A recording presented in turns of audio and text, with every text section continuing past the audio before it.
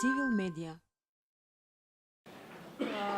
Денешниот состанок го иницииравме воопшто со граѓанскиот сектор, бидејќи сметаме дека граѓанскиот сектор е нашиот најголем сојузник во борбата против корупцијата и воопшто.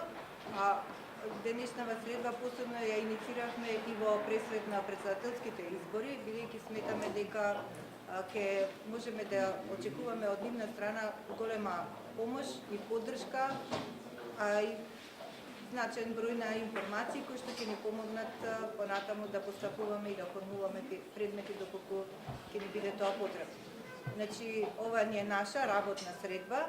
Од сега па натаму можеме да се договараме колку често ќе ги одржуваме, меѓутоа во секој случај ќе одржуваме работни средби, се со цел да си ја зајакнуваме нашата соработка, а во насока на општо добро на сите. Господин Ивановска, ако нема колегите право да прашат, во таа смисла, она што беше речено завчера на средбата со италијанските колеги ваши, како може да ги заштитите укажувачите, со оглед на тоа што може невладиниот сектор и најдобар укажувач за вакви работи? Па добро, за тоа следи нели закон за укажувачите. Мислам дека во интерес на сите тие да се бидат заштитени и да доставуваат потребни информации без да имаат никакви последици по тоа.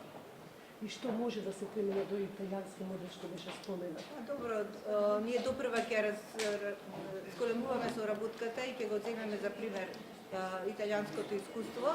Веќе ни е започната комуникација, вие ќе не следите сега во овој момент однапред не би можела што повеќе да ви кажам. Действително председателката веќе ќе е овде по однос на предметот кој го најавивте дека ќе го отворите за оние 18 спорни на листата вработување на јавни функционери во антикорупцијска, во меѓувреме нели имаше и повлекувања, но еве конкретно некои државни претпријатија велат дека се уште не сте ги побарале соодветните материјали и начинот на вработувањата, конкурсите и сето тоа конкретно Елем информираше, вика ние се уште немаме ништо од антикорупцијска побара. Во тека испраќањето на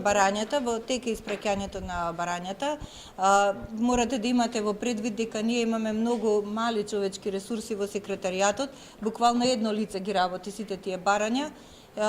Значи битно е дека се работи постојано и се кој барање во кој момент кај ќе стигне, ќе стигне. Политичките субјекти најавија побара да се разгледуваат и вработувања во временски период наназад. Го земате ли тоа предвид? Да, го земаме во предвид. Овој предмет да отворате нов? Значи не во овој предмет, ќе отвараме нови предмети по тоа. Веќе оваа недела во текот на неделава ќе имаме на трета веќе поред седница и ќе отвориме нови случаи. А што е со оние што се повлекла? Ќе си проложи постапката. Јас повеќе пати кажав дека ние не работиме случај како за одредена личност, туку случај како функционирал системот за вработување.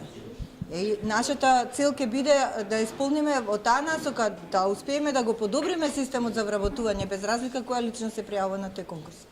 Колку временски ќе биде датирањето на нас, од колку ќе се вратите? Рековме дека направивме еден пресек од 2015 наваму, од кога имаше промена во законската регулатива, меѓутоа тоа не значи дека нема да го зголемиме примерокот и за претходен период. Може да знаеме што би се испитувало, како функционерите би влијаеле во институцијата? Па тоа е, да. Како тие од позиција на МОК влијаеле некој да добие вработување или не. Рокот за 15 дена на доставување на документи од институциите веќе тече од минатиот петок. Така да ја кажете дека се уште нема никаков документ пристигнат од нив до сега нема, да. Вие ги информиравте или? Значи кај некој има стигнато, да. Значи кај некој има стигнато, кај некој се стигнати барања, кај некој можеби се уште не се. Не знам сега каков е текот, меѓутоа од на тие од 15 дена од денот на добивање на барањата. Имавте до антикорупцијска пристигнато информација дека тие имаат вработени во блиски. Тие си го испочитува законската обврска и во рок од 10 дена не информираа дека има. А останати други? Не. Цивил медија.